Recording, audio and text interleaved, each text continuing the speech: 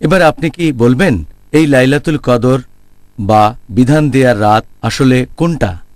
এই লাইলাতুল কদর যে ঠিক কোন দিন বা তারিখে হবে সে সম্পর্কে বলতে গেলে এ ব্যাপারে সহিহ বুখারী বলছে, সহিহ বুখারীর কমেন্ট্রি ফতেহুল বারী এটা বলছে, বিশেষজ্ঞগণ এ পর্যন্ত এই রাত সম্পর্কে 40টারও বেশি আলাদা মতামত দিয়েছেন যে এই লাইলাতুল কদরের রাতটা আসলে ঠিক কবে হবে। অনেকে বলেন এটা রমজান মাসের প্রথম রাত হবে, কেউ বলেন রমজানের সপ্তম রাত, কেউ বলেন 19তম রাত, এরকম বিভিন্ন মতামত। তবে সহিহ হাদিস অনুযায়ী সবচেয়ে সঠিক সময় যেটা সেটা হচ্ছে রমজানের শেষ 10 দিনের মধ্যে কোনো একটা বেজোড় রাত। এই হাদিসটা আছে সহিহ বুখারীতে খণ্ড নম্বর 3, এই 3 নম্বর খণ্ডের বুক অব লাইলাতুল কদর, হাদিস নম্বর 2017। আমাদের নবী মুহাম্মদ সাল্লাল্লাহু আলাইহি ওয়াসাল্লাম বলেছেন যে তোমরা লাইলাতুল কদরের রাতকে খুঁজবে রমজান মাসের শেষ 10 দিনের বেজোড় রাতগুলোর মধ্যে। এটা হচ্ছে সবচেয়ে খাঁটি।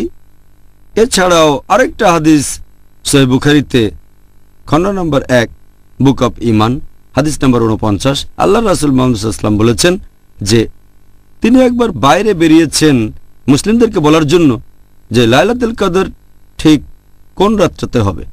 তখন তিনি দেখলেন যে দুজন মুসলিম পুরুষ একে অন্যের সাথে মারামারি করছে, ঝগড়া করছে। নবী বলেছেন যে অমুক লোক আর অমুক লোক দুই মুসলিম ঝগড়া করছে। তখন আল্লাহ সুবহানাহু ওয়া তাআলা নবীর জ্ঞানটা নিয়ে নিলেন, তার মানে নবী ভুলে গেলেন। তখন নবী বললেন এটা হয়তো মুসলিমদের জন্য ভালো, তাই লাইলাতুল কদরকে খোঁজো রমজানের শেষ 10 দিনের মধ্যে, পঞ্চম, সপ্তম অথবা নবম রাতের মধ্যে। এই অপশনগুলো দিয়েছেন আল্লাহর রাসূল লাইলাতুল কদরের জন্য। এছাড়াও আরেকটা হাদিস আছে, এটা খণ্ড নম্বর 2 বুক অব ফাস্টিং, হাদিস নাম্বার 2364। উবাই বিন কাব রাদিয়াল্লাহু আনহু তিনি বলেছেন, আল্লাহর নামে বলছি আমি শুনেছি শুবা বলেছেন যে খুব সম্ভবত লাইলাতুল কদরের রাত এটা হচ্ছে 27 রোজায়, কারণ আমাদের নবী সাল্লাল্লাহু আলাইহি সাল্লাম তিনি আমাদেরকে এই রাতে নামাজ পড়তে বলেছেন। তাহলে এই হাদিস অনুযায়ী খুব সম্ভবত এটা 27 রোজার আগের রাতে। এছাড়া আরেকটা সহিহ হাদিস আছে তিরমিজিতে, আমাদের নবী মুহাম্মদ সাল্লাল্লাহু আলাইহি ওয়াসাল্লাম বলেছেন তোমরা লাইলাতুল কদরের রাতকে খুঁজবে 21 রোজার রাতে, 23 রোজার রাতে, 25-এর রাতে, 27-এর রাতে এবং রমজান মাসের শেষ রাতে।